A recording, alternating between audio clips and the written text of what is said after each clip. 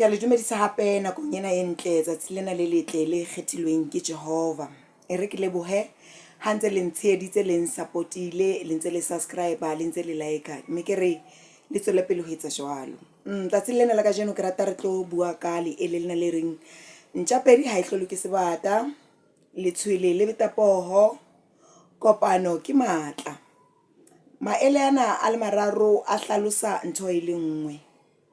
And then ha o thwe kopano ke matla ho bolela hore ha batho ba kopanetse mosebetsi o phethahala hantle mme o phethahala ka bokgabane.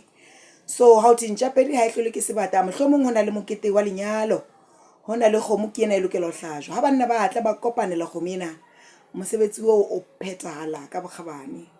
Mohlomong ke basadi le bona ba tlo etsa mosebetsi, ba tlo phila moketeng ona wa lenyalo o ba memetseng ho ona, ka lebaka la bongata ba bona